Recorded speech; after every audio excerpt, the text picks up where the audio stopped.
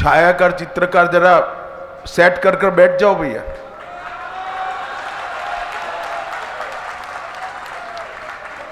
आज के इस अति पवित्र कार्यक्रम में हम सबको आशीर्वाद देने के लिए उपस्थित पूज्य मुनि श्री समता सागर जी महाराज के नेतृत्व में बैठे हुए सभी मुनिगण, साध्वी जी महाराज, सभी संतों के चरणों में प्रणाम कर कर मेरी बात की मैं शुरुआत करता हूं। आज एक महापुरुष के, एक ईश्वर तुल्य व्यक्ति के जीवन कार्य को कार्यांजलि देने का एक कार्यक्रम है। उसमें मेरे साथ मंच पर उपस्थित छत्तीसगढ़ शासन के सम्माननीय मुख्यमंत्री श्रीमान विष्णुदेव साय जी, छत्तीसगढ़ के उप मुख्यमंत्री और गृह मंत्री भाई विजय शर्मा जी, छत्तीसगढ़ शासन के वित्त मंत्री श्री ओपी चौधरी जी, यहाँ के सांसद श्रीमान संतोष पांडे जी, संसद भवन में मेरे साथी भारतीय जनता पार्टी के राज्यसभा के सदस्य श्रीमान नवीन जैन जी, मंच पर उपस्थित सभी सम्माननीय गणमान्य प्रतिभाओं और आज मेरी तरह विद्यासागर जी महाराज को कार्यांजलि देने के लिए आए हुए सभी भक्तों को मेरा प्रणाम, नमस्कार। आज मेरे लिए, भाई बैठ जाओ, आप सुन नहीं रहे हो, बैठ जाओ यार, मैं जिद्दी टाइप का आदमी हूं, बाद में ही बोलूंगा, सेट कर कर बैठ जाओ भाई, प्लीज बैठ जाइए, मेरा आपसे विनम्र निवेदन है, बैठ जाइए।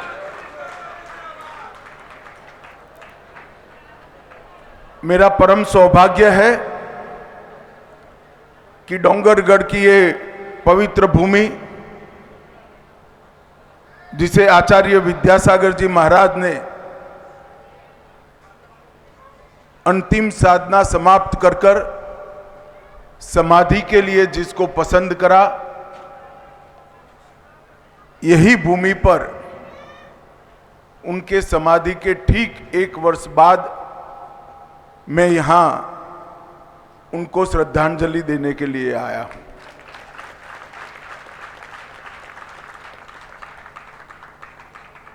मैं मन से मानता हूं कि आचार्य जी केवल एक संत नहीं थे, जैनाचार्य नहीं थे, वो एक प्रकार से एक युग पुरुष थे,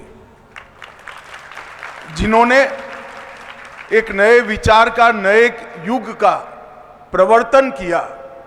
ऐसा उनका जीवन कार्य रहा। आज पीछे मुड़कर देखते हैं तो कर्नाटक में जन्मे एक बालक की तप साधना से भारत, भारतीय संस्कृति, भारतीय भाषाएं और भारत की पहचान, इसके वो अपने कर्म से ज्योतिर्धर बने। और शायद ही ये सम्मान किसी धार्मिक संत को मिला होगा जिन्होंने धर्म के साथ साथ देश की पहचान को विश्व भर में व्याख्यायित करने का काम।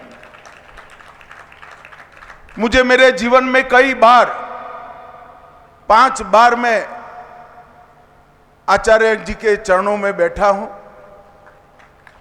हर बार उनका आग्रह रहता था कि हमारी भाषाएं, इसका संरक्षण और संवर्धन होना चाहिए, हमारी संस्कृति अक्षुण्ण रहनी चाहिए, भारत का गौरव, भारतीयता का गौरव विश्व भर में दिगंत तक फैलना चाहिए। और भारत की पहचान इंडिया नहीं, अपने नाम से भारत से होना।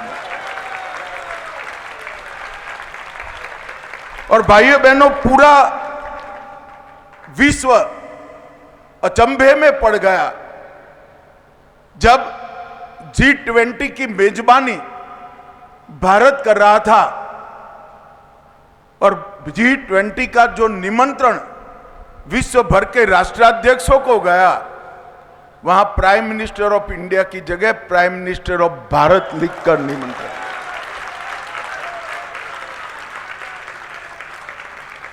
नरेंद्र मोदी जी ने, इस देश के प्रधानमंत्री जी ने आचार्य जी के विचार को जरा भी राजनीति करे बगैर एक क्षण में जमीन पर उतारकर उनके संदेश का अनुकरण करने का काम,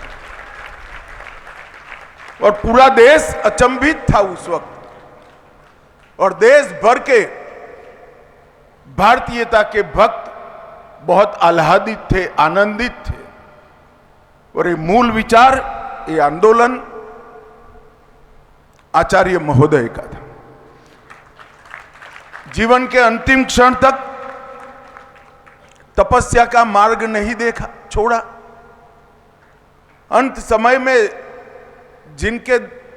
जिन्होंने उनके दर्शन का सौभाग्य प्राप्त किया, वो सभी को मालूम पड़ गया था कि जीवन को पंच तत्व के साथ एकाकार करने का इससे बड़ा कोई रास्ता नहीं हो सकता।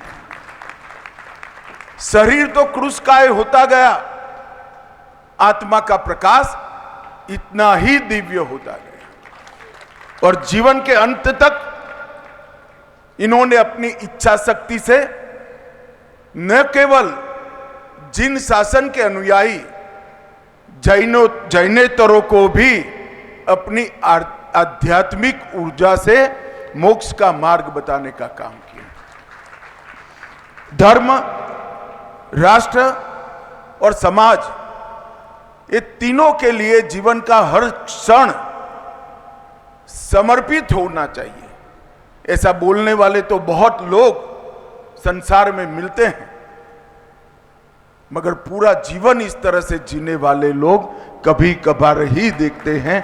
और ये आचार्य महोदय अहिंसा परमो धर्म का सिद्धांत किसी की भी आलोचना करे बगैर समग्र विश्व में आज के समयानुकूल व्याख्या कर प्रस्तापित करने का काम आचार्य विद्यासागर जी महाराज ने। जैन धर्म के सारे सिद्धांत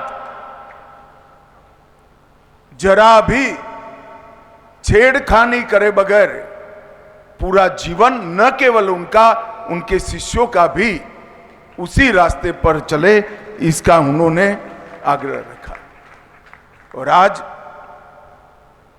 मोदी जी के नेतृत्व में भारत भी वसुधैव कुटुंबकम और अहिंसा परमो धर्म के सिद्धांतों की पोटली बांधकर पूरे विश्व के अंदर इसका प्रचार कर रहा है। आज मेरे लिए बड़ा सौभाग्य का विषय है, नवीन जैन जी के नेतृत्व में डोंगरगढ़ के सारे कार्यक्रम के आयोजक मुझे मिलने के लिए आए थे कि आचार्य महोदय की समाधि की पहली वर्षगांठ पर 100 रुपये का सिक्का उनके स्मारक में रिजर्व बैंक ऑफ इंडिया जारी करें और 5 रुपये का एक कवल लिफाफा आचार्य जी के जीवन कवन को वर्णित करने वाला भी उसको जारी करें। मैंने जैसे ही ये दरखास्त मोदी जी के सामने रखी, उन्होंने एक क्षण में कहा कि आप आगे बढ़िए और अनुमोदना करें। मैं आज पूरे भारतवर्ष की ओर से नरेंद्र मोदी जी का धन्यवाद करना चाहता हूं, क्योंकि आचार्य जी के कार्य को कार्यांजलि ये आचार्य जी को कार्यांजलि नहीं है, ना इसकी कोई जरूरत है, मगर विद्यासागर जी महाराज के कार्य को कार्यांजलि, ये हमारी संत परंपरा का सम्मान है और इसकी बहुत जरूरत है। आज मैं आया, एक भव्य समाधि स्थान का भूमि पूजन भी हुआ। मुझे विश्वास है ये स्थान युगों युगों तक आचार्य विद्यासागर के सिद्धांत, संदेश और उनके उपदेश का प्रचार का स्थान बनकर रहेगा। उनके चित्रों का भी अनावरण किया गया और बहुत उचित तरीके से उनके स्मारक का नाम विद्यायतन रखा है। पूरा जीवन जिस संत शिरोमणि ने, जिन आचार्य ने विद्या की उपासना में, परम तत्व की खोज की उपासना में खर्च किया, उनका समाधि का और कोई नाम नहीं हो सकता। मैं सभी आयोजकों को बहुत बहुत हृदय से साधुवाद देना चाहता हूं। आदिवासी क्षेत्र में कारोपोनी जिला डिंडोरी मध्य प्रदेश में निशुल्क कन्या विद्यालय का, जिसमें कौशल और रोजगार दोनों सम्मिलित होंगे, और मातृभाषा में चलने वाले विद्यालय का आज शिलान्यास किया गया है और इनके 108 पद चिन्हों का भी यहां पर विमोचन किया है, जो देश भर में अलग अलग जगह पर एक त्याग का जीवन, संयम का जीवन, तपस्या का जीवन कैसा हो सकता है, इसका संदेश सभी लोगों को देंगे। हमारे देश की संत परंपरा बहुत समृद्ध है और भारतवर्ष को जब जिस भूमिका की जरूरत पड़ी, संत परंपरा ने इस भूमिका का निर्वहन किया है। संतों ने ज्ञान का सृजन भी किया, देश को एकता के सूत्र में भी बांधा। जब गुलामी का कालखंड था, संतों ने भक्ति की आहलेख के माध्यम से राष्ट्र चेतना का लौ जलाए रखा।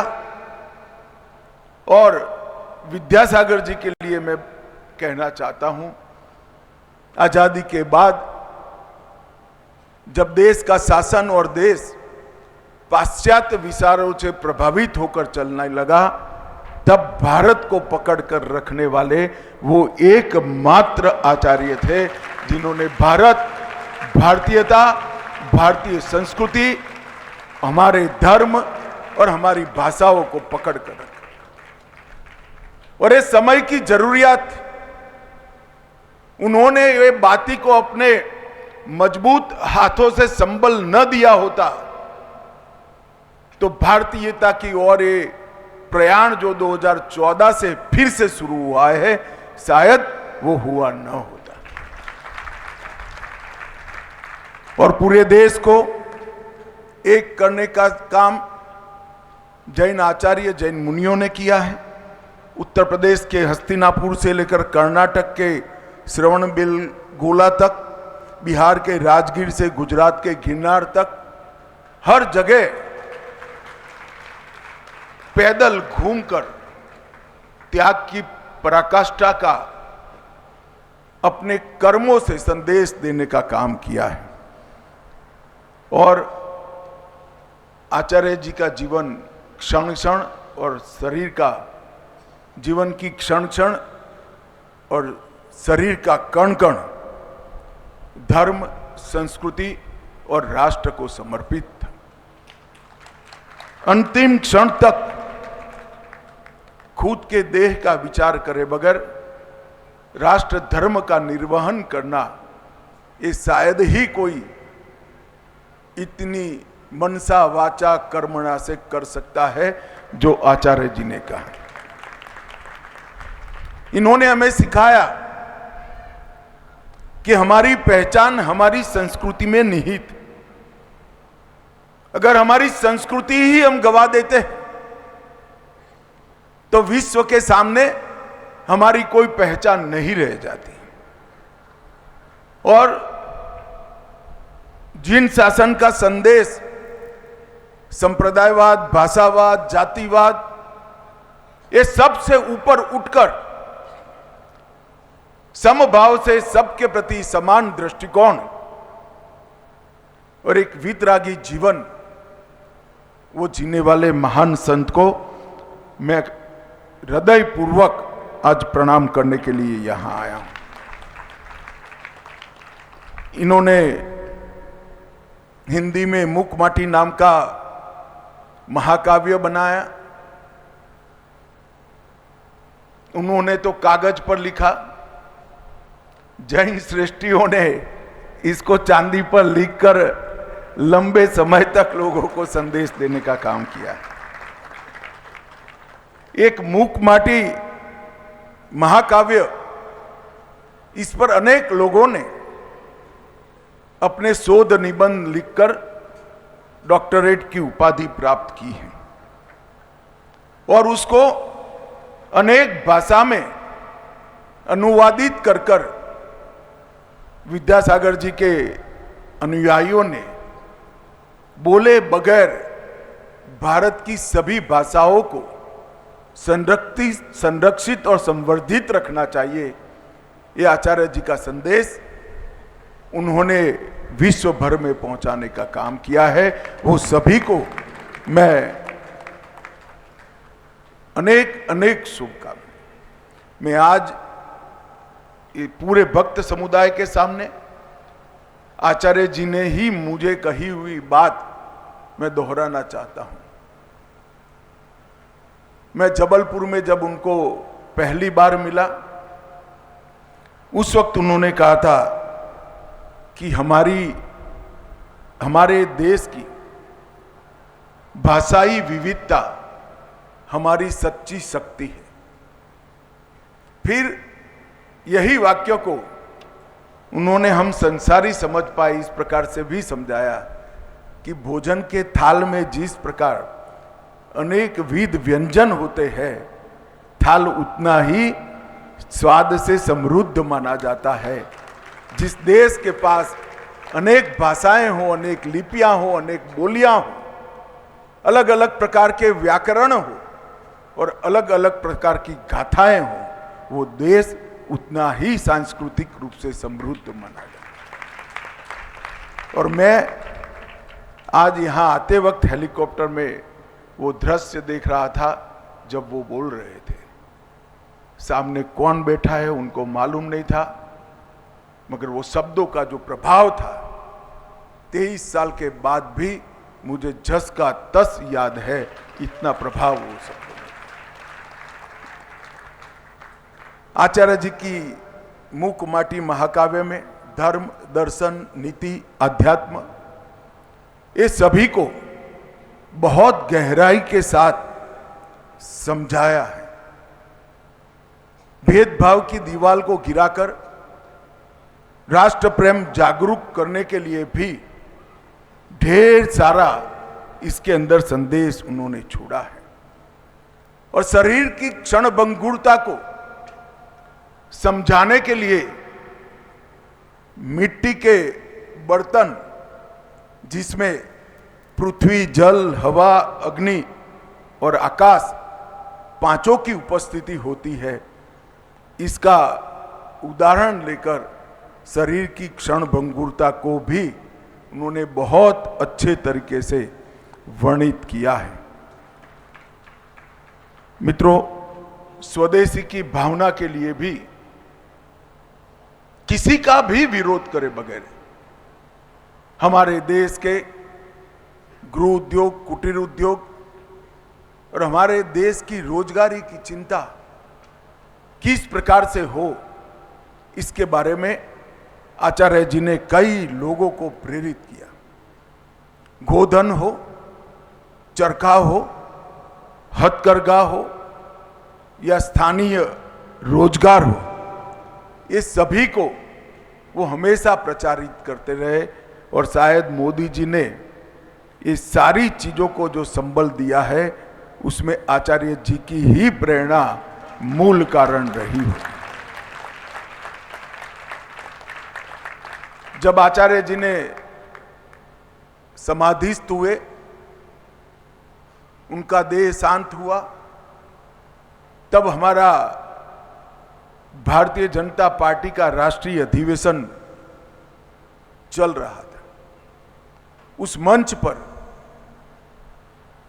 आचार्य जी को श्रद्धांजलि देते हुए मोदी जी के मन के भाव मैंने पढ़े हैं। मैं निश्चित रूप से कह सकता हूं कि मोदी जी और आचार्य जी के बीच में एक बड़ा आत्मीय संबंध और संवाद स्थापित हुआ। तभी जाकर इस प्रकार के भाव अभिव्यक्त होते हैं। अंतिम समय में छत्तीसगढ़ में भी समय की बहुत अल्पता होने के बावजूद भी छत्तीसगढ़ आकर ही उनको मिले, और मिलने के लिए बड़े सवेरे घर से निकलना पड़ा, तो भी आचार्य जी का मार्गदर्शन लेकर ही वो गए। आचार्य जी का कार्य, आचार्य जी का लेखन, आचार्य जी के प्रवचन और आचार्य जी का संदेश वो खाली जिन शासन के अनुयायियों का नहीं, वो पूरे राष्ट्र की पूंजी है, और ये धरोहर को हमें संभाल कर रखना होगा। और ढेर सारे अनुयायी इन्होंने देश भर में अपनी कार्य संस्कृति से, अपने काम से, अपने त्याग से, तपस्या से, संयम से खड़े किए। मुझे कहने में कोई संकोच नहीं है, वो ढेर सारे अनुयायियों की फौज में मैं भी एक अनुयायी हूं। एक पूर्ण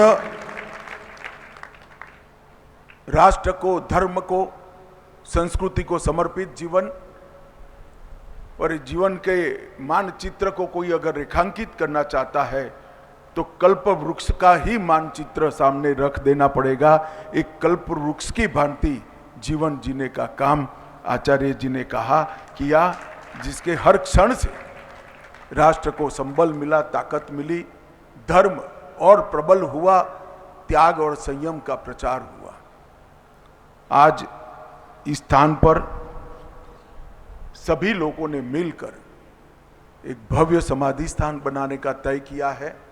वो सभी लोगों को मैं हृदय पूर्वक साधुवाद देता हूं, शुभकामनाएं देता हूं कि स्थान इतना भव्य बनाइए जो युगों युगों तक आचार्य जी के संदेश को, भारतीयता के संदेश को, त्याग और संयम के संदेश को पूरे विश्व में पहुंचाए, और भगवान महावीर का अहिंसा परमो धर्म का सिद्धांत पूरे विश्व में प्रस्थापित हो।